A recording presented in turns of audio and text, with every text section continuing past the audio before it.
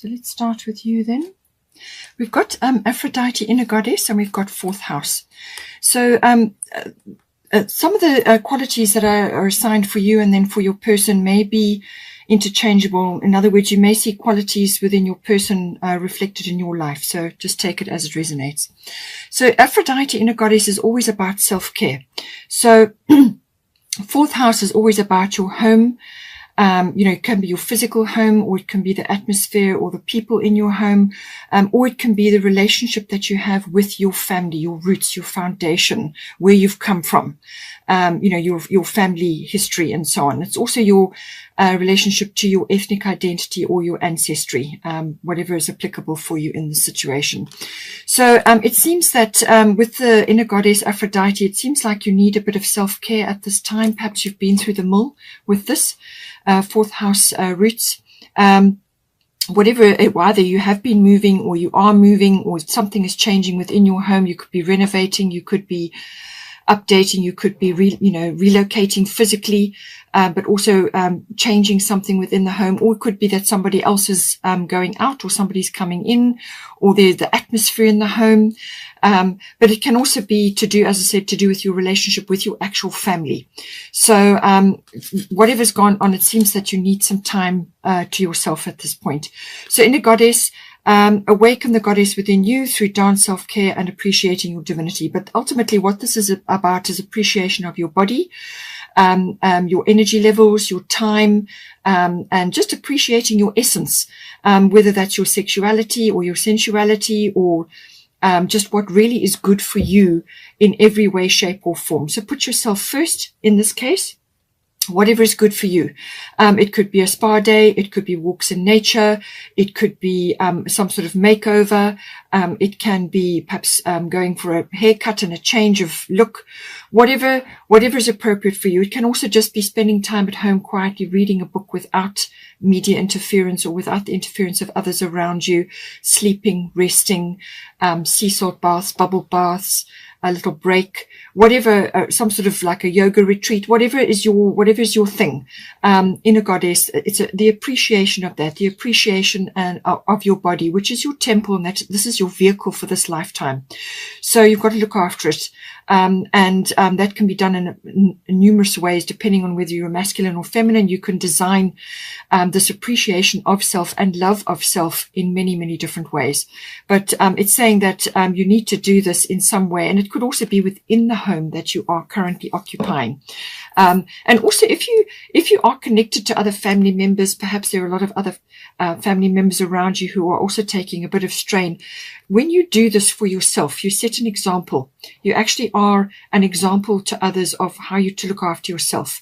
So that's important, because you are, all of us are here in some way, shape, or form to help others and to spread our bliss around. And if you are in a blissful state, if you're enjoying yourself, and if you are looking after yourself, you show others how to do the same. So I feel that that could be the case. It could also be that your person is looking at you as a goddess or a god, depending on which way around it is here. But they may very well be seeing you in this light, seeing you as quite magnificent in who you are, even though you may not acknowledge that or you may not see it. They may be seeing it. So appreciate that, own it, and take steps to look after yourself, self-care.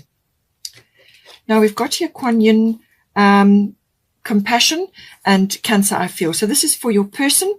So this is about releasing judgments about yourself and others and focus on the love and light that is within everyone. So they may be in a situation, either this may be your view of them, so you may have to release judgments about them, or it could be that they are having to do this. Maybe they're in a tricky situation right now, whether it's within your relationship or whether there's external influences going on. But it's saying that things are going to come up, and that a compassionate mindset and heart set is the ultimate way to go. Come back to neutrality, let things unfold, make sure you have your boundaries, but nonetheless come back to a compassionate mindset. It's also saying that the full moon is going to be important in some way, shape, or form here. And Cancer is ruled by the moon. So I feel moon energy is very, very important for this person.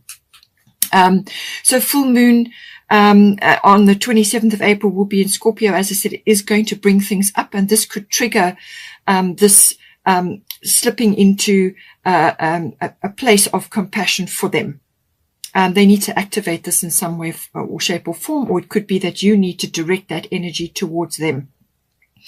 But release judgments. All of us are learning. All of us are here to learn and to share our bliss and to look after our bodies and do everything that we can to raise our consciousness. Sorry. And so this is about as within, so without. So if you are feeling this, if you are feeling compassionate, and if you are feeling, or if your person is feeling in this way, and no matter what is going on around them, that they come back to this non-judgment, neutrality, and to focus rather on the love and light. Focus on that as opposed to perhaps things that have gone wrong or criticisms or whatever the situation may be. It could also be with Cancer, I feel it may be that they're a little bit nostalgic or sentimental about the past. That may be coming up. It could also be that they are needing to retreat at this time, to be quiet, or they may need to go through phases where they do that, because this is ruled by the moon. So there are cycles of moon cycles involved for this person. And so they may need to just periodically pull back to recenter themselves, to ground themselves, to get their balance back. And it could also be that for some of you, this may be, they may be, if it's a feminine, they may be involved with birthing of some kind, whether this is physical birthing or whether this is connected to something else in their life. But it can also be about nurturing, health, diet, nurturing of the family, nurturing of the clan, protection of the clan, and so on. And so they may be in this mode. They may have other familial things going on, or they may be activated to be like this within your family if you have a family. So whatever it is, it's about nurturing, it's about caring, it's about, sort of being protective and defending the family if needs be. And it's also about security. So this could, because you've got your fourth house to do with home and the family and domestic issues, and they have got Cancer as well, which is also to do with that. It seems to me that if you are a couple and you have a family and you have a home, then both of you are involved in this in some form. This person may be going through cycles, as I said, moon cycles, where this is about moods and habits, going with the flow, riding the waves of emotion and so on. But it can also be about tapping into feminine wisdom. Now, whether this person is a masculine or a feminine makes no difference. We have both in us, so we need to balance both. And both of them need expression. So with this energy, this is the tapping into the feminine wisdom, feminine art of receptivity, creation of life, whether this is physical life or, nurturing and so on.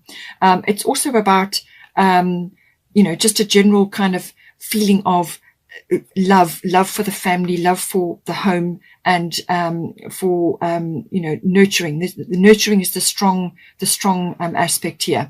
So whether they're doing this for themselves or whether they're doing this for the family or for whoever else is involved, that is what they're doing. They're busy nurturing and doing what it takes to move this domestic situation forward. It could also be that they, as I said, they may be looking back at the past a little bit. So that could be happening, but it's important that they come back to the present, because this is where all the decisions are made. But they could also have a feminine influence around them at this time. This could be a mother figure, or they could be the mother figure, whatever it is. But there's like mother energy that comes in with the Cancer, I feel. But the Cancerian energy is very resilient. They bounce back from a lot. So whatever is going on in their life, they will bounce back from it, but they just need periodically to withdraw or to take time out to balance and to get back to some sort of neutral state because of these heavy cycles that are going on at this time. Now, for the current situation, we've got here Isolde undying love, and then we've got Mercury retrograde reinvention. So Isolde undying love, this is about putting the past to bed. And this is normally associated with past relationships, or in some cases it can be somebody has passed over within your immediate circle. It can be a previous partner, or it can be some other aspect coming into the relationship which has a bearing on the relationship. But it can also be putting the past to bed from past relationship experiences. So this is a theme currently, whether it's for you or your person or both of you. It's about receiving healing, swift healing from everything that has transpired, however that ended, or however it, it's whatever went down, whether that person passed away or whether this is a relationship that ended at some point. This is about coming back from that point and moving forward. So this is receiving swift healing. So that it seems to me that either your relationship or each one of you, or one or either of you, is now receiving the healing from past situations and coming now back into the light, coming back now into a love vibration. This is about connecting to universal love, but also personal love, connecting back to that after a period of not being that way inclined, or not connecting very well to that because of some past issue. So it's almost like coming back to life. It's like a flowering, connecting with nature, becoming more social, getting out and about, connecting with others, just opening up to a love vibration. Now, when you're looking at this Isolde, this is about opening up to the love vibration. Now, love is the language of the universe. So this is universal love. And then it translates down into personal love. But it's the language of the universe. So this is kind of opening up to that. It's a raising of consciousness, but it's done through a healing energy. And so the love you have shared is eternal regardless of the situation. So whatever love you or your person put into previous relationships, or whatever the situation may be, is permanently recorded there. Okay, so that's never lost. All right, so even if things went wrong or something happened, that love is recorded, and all the efforts, all the everything that you did to put love into that situation is recorded. So it's always going to be there, and it never leaves. It's part of your Akashic record. So, but this is about now opening up to new love, or to the love vibration. And you can do this by welcoming it into your life in some way, shape or form, whether you are with somebody or not. But this is a love reading. So this is about almost like coming back to life, as it were.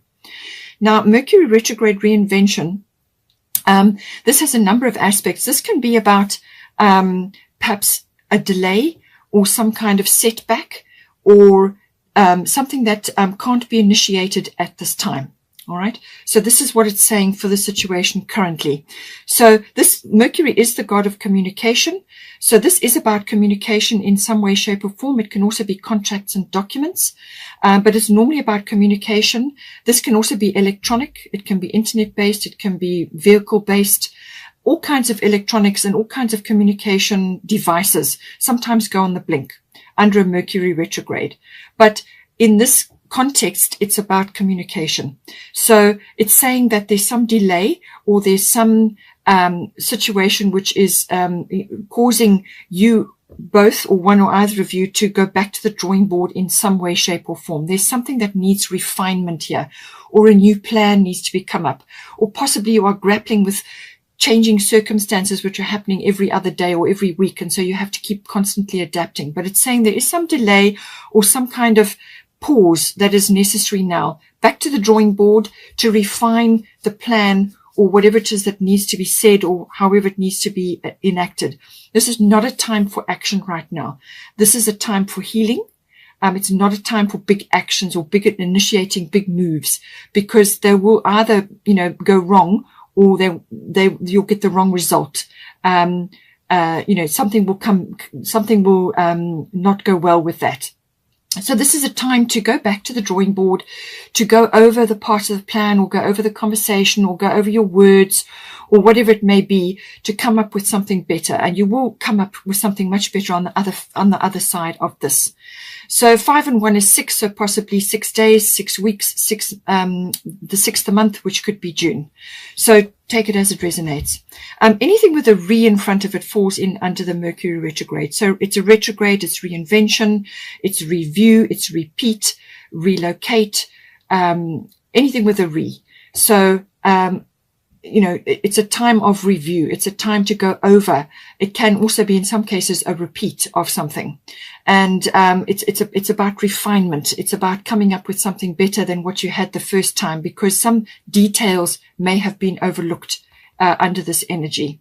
Now, the Mercury retrograde is coming to you now in this energy, but as I said, the actual Mercury retrograde happens normally about 3 times a year, and the next one will be 29 May to 22 June. And there's a little bit of a shadow period on either side of that. So I do feel that, you know, for the next while, this energy may be present in your life. And it can also be that somebody from the past, it's either a person or a situation may pop back. And normally they pop back into your life to deliver a message, or the situation repeats in some way, because you can get valuable information or insight from that. Either it's like a conversation or a meeting, or you may just see them somewhere, or they may be actually physically back in your life. And it can, in some cases, be closure. In some cases, it can be settling of something, or it can be valuable information is passed on, or you just hear or see something that's that kind of you know, it's some value comes from that for you. It could also be a situation that repeats as well. So see how this comes in for you.